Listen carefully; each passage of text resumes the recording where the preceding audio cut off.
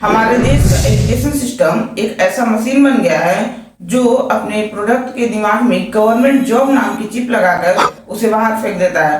हमारे इस वीडियो के मोस्टली व्यूअर भी इसी एजुकेशन सिस्टम के प्रोडक्ट हैं जो अभी दर दर के ठोकरे खा रहे होंगे या कई प्रकार की डिग्रियां बटोर रहे होंगे। इन सभी चीजों में इनकी रत्ती भर भी गलती नहीं है, खराबी है तो हमारे एजुकेशन सिस्टम में। यार इंडिया में education system is screwed up. 7.5 lakh students go out from India every year to study. The number of Indian students traveling abroad to pursue higher education is increasing with each passing year. The 2023 report reveals children in India continue to struggle with basic reading and arithmetic skills well into their teenage years, even after reaching class 10th or higher secondary levels of education. हाँ, मेरा नाम है अतीश गुप्ता और आज मैं बात करने वाला हूँ most underrated topic education system पर, जिससे आपका करियर और फ्यूचर जुड़ा हुआ है। इस टॉपिक को विस्तार रूप देने से पहले ये आवश्यक होगा कि हम एजुकेशन सिस्टम के बारे में थोड़ी जानकारी प्राप्त कर लें। तो सबसे पहले हमारे एजुकेशन सिस्टम यानी शिक्षा प्रणाली को समझना होगा। शिक्षा प्रणाली दो शब्दों शिक्षा और प्रणाली से मिलकर बना है, जिसमें शिक्षा का अर्थ होता है ज्ञान और कौशल को व्यवस्थित रूप से सीखने और सिखाने की प्रक्रिया। इसका मुख्य उद्देश्य होता है सामाजिक, बौद्धिक और भावनात्मक विकास को प्रोत्साहित करना, ताकि कोई भी व्यक्ति अपने जीवन में व्यवसायिक और व्यक्तिगत सफलता प्राप्त कर सके। प्रणाली का अर्थ एक ऐसे संगठन और संरचना से है जिसके तहत शिक्षा प्रदान की जाती है। इसका मुख्य उद्देश्य छात्रों को ज्ञान, शिक्षा और कौशल प्रदान करना होता है, ताकि वह छात्र एक समाज में जिम्मेदार और सक्रिय नागरिक बन सके। हमें विज्ञान, सामाजिक विज्ञान, गणित, कंप्यूटर, जीके, ड्राइंग और भाषा की शिक्षा दी जाती है।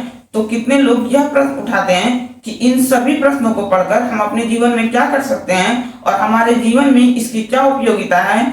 क्या इन विषयों को पढ़कर हम अपने जीवन में खुद का कुछ कर सकते हैं या फिर सिर्फ सरकारी नौकर और प्राइवेट नौकर बनाने के लिए ये सभी विषय हमें पढ़ाए जा रहे हैं? इन सभी प्रश्नों का उत्तर जानने के लिए हमें इन सभी विषयों का अलग अलग से एनालिसिस करना होगा कि इन्हें हमें क्यों पढ़ाया जा रहा है। तो सबसे पहले आता है विज्ञान, और विज्ञान के अंतर्गत हम बायोलॉजी, फिजिक्स और केमिस्ट्री पढ़ते हैं। बायोलॉजी के अंतर्गत हम शारीरिक संरचना, कार्य और बीमारियों का अध्ययन करते हैं, जो हमें स्वास्थ्य से जुड़ी समस्याओं के समाधान में मददगार साबित हो सकता है। पौधों और फसलों की बेहतर उपज के लिए और उसे रोग से बचाव के लिए बायोलॉजी का ज्ञान उपयोगी है। जीव जंतुओं और पर्यावरण के बीच संबंध को समझाने का कार्य बायोलॉजी करता है, जो पर्यावरण संरक्षण के लिए काफी आवश्यक है। भोजन और पोषण से संबंधित ज्ञान के लिए बायोलॉजी की पढ़ाई महत्वपूर्ण है, जो खाद्य सुरक्षा के लिए जरूरी है। नई दवाइयों, चिकित्सा विधि और बायोटेक्नोलॉजी के क्षेत्र में नई खोज और विकास के लिए बायोलॉजी का ज्ञान प्राप्त करना काफी आवश्यक हो जाता है। रही बात फिजिक्स की, तो आप जिस मोबाइल फोन में हमारी इस वीडियो को देख रहे हैं वह भी फिजिक्स के नियमों और सिद्धांतों का उपयोग करके बनाया गया है,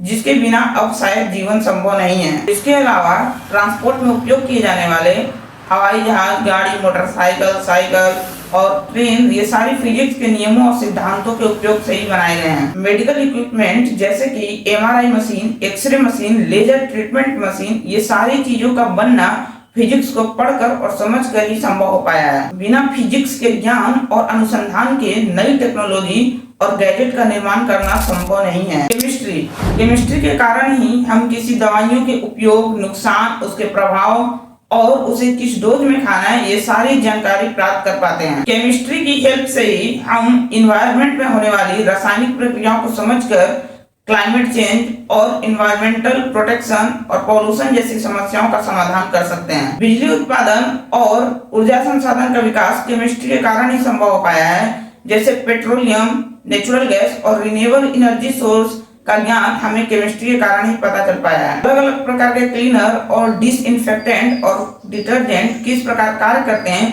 ये सारी चीजें हमें सिर्फ और सिर्फ केमिस्ट्री के ज्ञान से ही पता चल पाता है। यहाँ तक कि कॉस्मेटिक में उपयोग होने वाली सभी प्रकार के केमिकल्स की जानकारी हमें सिर्फ केमिस्ट्री के ज्ञान से ही संभव हो पाया है। ओवरऑल विज्ञान हमें नई नई टेक्नोलॉजी की खोज करने और पहले से उपस्थित चीजों के सिद्धांतों को समझने में सहायता प्रदान करता है। और अगर हमें समय के साथ चलना है तो विज्ञान को पढ़ना काफी आवश्यक है। अब हम सोशल स्टडीज यानी सामाजिक विज्ञान के सभी विषयों जैसे जियोग्राफी, हिस्ट्री, इकोनॉमिक्स और पॉलिटिक्स का अलग अलग से एनालिसिस करेंगे और यह जानेंगे कि हमें यह क्यों पढ़ाया जाता है, क्या इसकी सच में हमारे जीवन में कोई उपयोगिता है। जियोग्राफी, अगर हम जियोग्राफी नहीं पढ़ते हैं तो हमें मानचित्र और भौगोलिक ज्ञान की जानकारी नहीं प्राप्त हो पाएगी, जैसे कि हम दुनिया के किस कोने में खड़े हैं, हमारा देश कौन सा है, हम किस राज्य में हैं, हम किस जिले में हैं, हमारे यहाँ का जलवायु कैसा है, हमारे यहाँ का मिट्टी कैसी है और पृथ्वी गोल है कि चपटी है। ये सारी जानकारी हमें भूगोल के अध्ययन से प्राप्त हो पाती है। अब बात करते हैं इतिहास की। कितने लोग कहते हैं कि हमें बाबर, अकबर, महात्मा गांधी, शेरशाह सूरी, अशोक, चाणक्य नीति और महाराणा प्रताप के बारे में क्यों पढ़ाया जाता है, इनकी हमारे जीवन में क्या उपयोगिता है। तो चूंकि हिस्ट्री में हम पढ़ते हैं कि एक राजा कैसे एक रणनीति बनाकर दूसरे राजा पर विजय प्राप्त करता है, जो हमारे अंदर तर्क शक्ति और सोचने की क्षमता को विकसित करता है। इतिहास पुराने युग से नए युग की ओर की पढ़ाई है।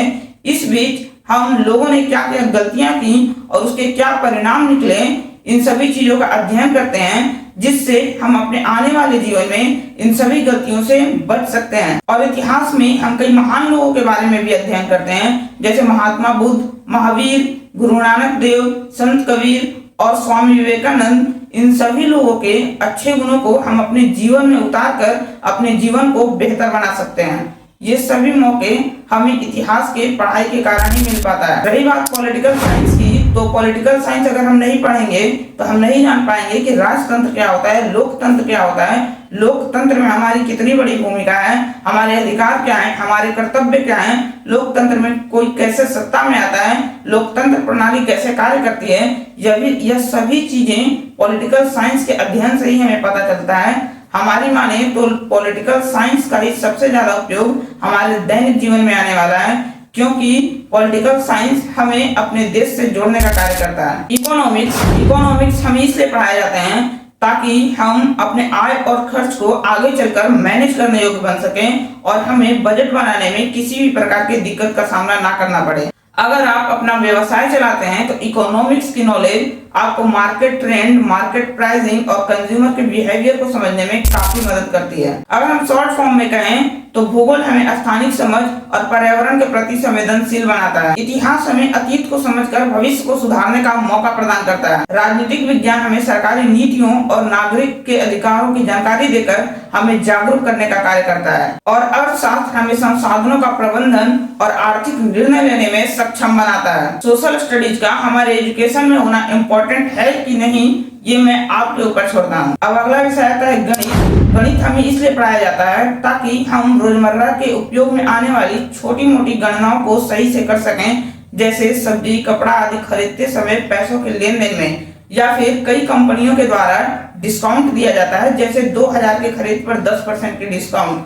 अगर हम गणित का नॉलेज नहीं रखेंगे तो हम आसानी से ठगे जा सकते हैं, इसलिए गणित का नॉलेज काफी जरूरी है। कितने लोग कहते हैं कि गणित में इतने सारे फॉर्मूले क्यों पढ़ाए जाते हैं, इसका हमारे दैनिक जीवन में क्या उपयोग है। लोग a+b के होल स्क्वायर का उदाहरण ज्यादा देते हैं। लोग समझते हैं कि इसका उपयोग केवल गवर्नमेंट जॉब के पेपर को सोल्व करने में ही आएगा और गवर्नमेंट जॉब लगने के बाद इसकी हमारे जीवन में कोई उपयोगिता नहीं है। तो शायद आप सही हैं, लेकिन इन सभी चीजों को हमारे सिलेबस में केवल गवर्नमेंट जॉब के उद्देश्य से नहीं दिया गया है। मान लीजिए कि आप एक इनोवेटिव पर्सन हैं, जैसे कि Wright brothers aerodynamics, flight mechanics और फिजिक्स की पता नहीं कितने सारे प्रिंसिपल का उपयोग करके एरोप्लेन का निर्माण किया। लेकिन समझने वाली बात यह है कि इन सभी प्रिंसिपल का बेस कई मैथमेटिकल प्रिंसिपल्स ही रहे हैं। अगर आप इंजीनियरिंग सेक्टर में अपना खुद का बिजनेस भी कर रहे होंगे तो आपको मैथमेटिकल फॉर्मूले का उपयोग जरूर करना पड़ता होगा। एप्पल, जो कि एक बहुत बड़ी फोन की कंपनी है, वो जब अपने फोन का डिजाइन करवाती होगी तो उसे कई प्रकार के मैथमेटिकल एक्सप्रेशन का यूज करना पड़ता होगा। तो आपको ख्याल ही नहीं आनी चाहिए कि गणित केवल गवर्नमेंट जॉब के उद्देश्य से आपको पढ़ाया जाता है। अगर आप अपना खुद का बिजनेस या कंपनी भी शुरू करते हैं तो शुरुआती दिनों में इन्वेस्टमेंट और बजट कैलकुलेट करने में गणित का काफी उपयोग करना पड़ेगा। वो अलग बात है कि अगर आप अपने बिजनेस और कंपनी में सक्सेस हो जाते हैं तो आप बहुत सारे आदमी को हायर कर लेंगे या फिर एआई टेक्नोलॉजी का उपयोग करेंगे, लेकिन शुरुआती दिनों में आपको अपनी पढ़ाई का उपयोग करना ही होगा। इस चीज को समझाने के लिए मैं एक और उदाहरण देता हूँ। आप सभी तो जानते ही होंगे कि चंद्रयान 3 सही सलामत चंद्रमा पर लैंड कर गया है, लेकिन कभी आपने सोचा कि इसे सफल बनाने के लिए कितने फिजिक्स और गणित के कॉन्सेप्ट का उपयोग हुआ है जो कि बिना पढ़ाई के संभव नहीं है। हमारे पढ़ाई के दौरान हमें भाषा की शिक्षा भी दी जाती है, जैसे हिंदी, इंग्लिश और क्षेत्रीय भाषाएं। तो शायद यह आवश्यक नहीं है कि मैं आपको इसकी दैनिक जीवन उपयोगिता को बताऊं, क्योंकि बिना भाषा के ज्ञान के आप हमारी इस वीडियो को यहाँ तक नहीं देख पाते। और जो लोग यह बातें करते हैं कि जब सारी जानकारी इंटरनेट और बुक्स में उपलब्ध ही है तो हमें ये सारी चीजें क्यों पढ़ाई जाती हैं, यह एक मजाक वाला प्रश्न है। और इसका उत्तर यह हो सकता है कि इंटरनेट और बुक्स में सिर्फ उतना ही डाटा स्टोर है जितना कि हम अभी तक जानते हैं। अगर आप कुछ ऐसी चीजें इंटरनेट पर सर्च करो जो कि अभी एग्जिस्ट नहीं करती हैं तो शायद आपको किसी भी प्रकार का रिजल्ट नहीं मिलेगा, और मिलेगा भी तो सिर्फ इधर उधर की बातें जिसका कोई सेंस नहीं बनता है। लेकिन जब हम इन सभी चीजों को पढ़कर अच्छी तरीके से समझ जाते हैं तो हम नई नई सिद्धांतों की खोज कर सकते हैं या फिर पहले से उपस्थित सिद्धांतों में सुधार कर सकते हैं, जिससे हम आगे चलकर नई नई चीजों की खोज कर सकते हैं। रही बात ना पढ़ने की, तो आप क्या चाहते हैं कि अब आगे मानव जाति कुछ विकास और खोज ना करे? ये लोग कहेंगे कि हम चीजों को दोबारा से क्यों पढ़ें, हम वहां से पढ़ाई शुरू करते हैं जहां से इसका अंत हो गया है। तो गुरु, आप अगमजानी हो या भगवान, क्योंकि ये वही बातें हो गई कि बिना क ख ग घ पढ़े ही शब्दों को लिखना और पढ़ना। अब आप इतनी देर से सोच रहे होंगे कि मैं एजुकेशन को सिर्फ अच्छा ही बता रहा हूँ, जबकि वीडियो की शुरुआत में मैंने एजुकेशन सिस्टम को खराब बताया था। क्योंकि एजुकेशन सिस्टम के दो पार्ट हैं, फर्स्ट एजुकेशन जिसकी चर्चा मैं कर चुका, और सेकेंड सिस्टम। जितनी भी खराबी है सब के सब सिस्टम में ही विद्यमान है। सबसे पहले हमें एजुकेशन सिस्टम के इतिहास को जानना होगा। एक समय की बात है जब भारत अपने प्राचीन शिक्षा प्रणाली के लिए प्रसिद्ध था और गुरुकुलों में विद्यार्थी गुरुओं के साथ रहते थे और वेद, उपनिषद, दर्शन, गणित और विज्ञान जैसे विषयों का अध्ययन करते थे। नालंदा और तक्षशिला जैसे विश्वविद्यालयों में विद्वान दूर दूर से आकर के शिक्षा ग्रहण करते थे। फिर एक दिन ब्रिटिश ईस्ट इंडिया कंपनी ने भारत पर अपना शासन स्थापित किया। उनकी मंशा केवल भारत पर व्यापार स्थापित करना नहीं था, वे भारत के सांस्कृतिक और सामाजिक ढांचों को भी बदलना चाहते थे। ब्रिटिशों को यह महसूस हुआ कि यदि वे भारत के समाज पर अपनी पकड़ मजबूत करना चाहते हैं तो उन्हें भारतीयों के सोच और समझ को बदलना होगा, और इसके लिए शिक्षा से बेहतर तरीका और क्या हो सकता था। ब्रिटिश शासकों में से एक थॉमस मैकॉले, जो शिक्षा के महत्व को अच्छे से समझता था, उसने एक योजना बनाई कि कैसे भारतीयों को अंग्रेजी शिक्षा प्रणाली के तहत शिक्षित किया जाए। थॉमस मैकॉले का मानना था कि भारतीय शिक्षा प्रणाली प्राचीन और अप्रासंगिक है जो नए युग के लिए अनुपयुक्त है। उसका उद्देश्य था कि भारतीयों को अंग्रेजी भाषा, पश्चिमी विज्ञान, साहित्य और कला की शिक्षा दी जाए ताकि भारतीय अंग्रेजों के साथ काम करने के योग्य बन सके। मैकॉले ने 1835 में एक प्रमुख दस्तावेज लिखा जिसे मैकॉले के मिनट कहा जाता है। इस दस्तावेज में उसने भारतीय शिक्षा प्रणाली की कड़ी आलोचना की है और अंग्रेजी को शिक्षा का माध्यम बनाने पर जोरदार सिफारिश की है। उसने कहा, हमारा उद्देश्य एक ऐसा वर्ग बनाना है जो हमारे और उन लाखों भारतीयों के बीच मध्यस्थ हो सके। एक ऐसा वर्ग जो रक्त और रंग में भारतीय हो लेकिन स्वाद, विचार, नैतिकता और बुद्धिमत्ता से अंग्रेज हो। अंग्रेजों ने तेजी से अपनी शिक्षा प्रणाली को लागू करना शुरू किया। प्राथमिक विद्यालयों से लेकर विश्वविद्यालयों तक अंग्रेजी में शिक्षा को बढ़ावा दिया। उसके द्वारा स्थापित नए स्कूलों और विश्वविद्यालयों में अंग्रेजी, विज्ञान, गणित आदि पढ़ाया जाने लगा। धीरे धीरे भारत की प्राचीन शिक्षा प्रणाली और उसके गुरुकुल लुप्त होने लगे। ब्रिटिशों की यह चाल सफल रही। वे अंग्रेजी शिक्षा प्रणाली के माध्यम से एक ऐसा वर्ग तैयार करने में सफल रहे जो न केवल ब्रिटिशों की भाषा को बोल सकें बल्कि इनकी सोच और विचारधारा को भी अपना सके। इस नए वर्ग ने ब्रिटिश शासन के अंतर्गत प्रशासनिक और व्यावसायिक क्षेत्रों में काम किया और ब्रिटिश सरकार के नीतियों का समर्थन किया। इस प्रकार ब्रिटिशों ने भारतीय शिक्षा प्रणाली को हटाकर अपनी शिक्षा प्रणाली लागू की जिससे वे भारतीय समाज पर पकड़ मजबूत कर सकें और अपने साम्राज्य को सुरक्षित रख सकें। इस प्रकार भारत ने एक नई शिक्षा प्रणाली को धारण किया जिसने भारत की सोच, विचारधारा और संस्कृति पर गहरा प्रभाव डाला। एक और जानने वाली बात यह है कि प्राचीन शिक्षा प्रणाली के अंतर्गत शिक्षार्थियों को केवल प्रश्न दिए जाते थे और उन्हें उसका उत्तर अपने दिमाग और विवेक का उपयोग करके निकालना होता था। लेकिन मैकॉले की शिक्षा प्रणाली में उन्हें किताबों के जरिए उत्तर को रटाया जाता था और उसी उत्तर से प्रश्न बनाकर विद्यार्थियों को दी जाती थी।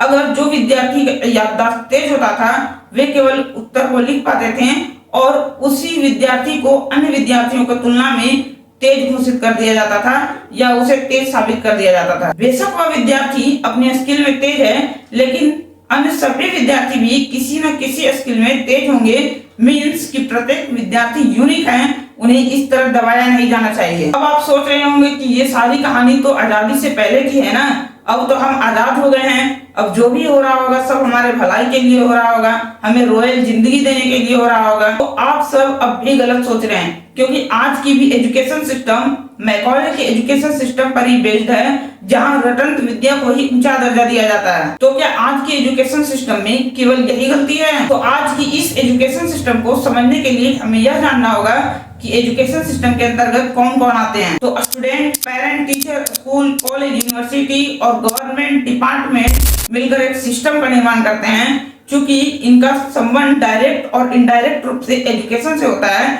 इसलिए इन सभी को एक साथ एजुकेशन सिस्टम कहा जाता है। पेरेंट हमें ये सोचकर लाखों रुपए खर्च करके स्कूल भेजते हैं कि हमारा बच्चा एक दिन कॉम्पिटिटिव एग्जाम क्लियर करके गवर्नमेंट जॉब पा जाएगा।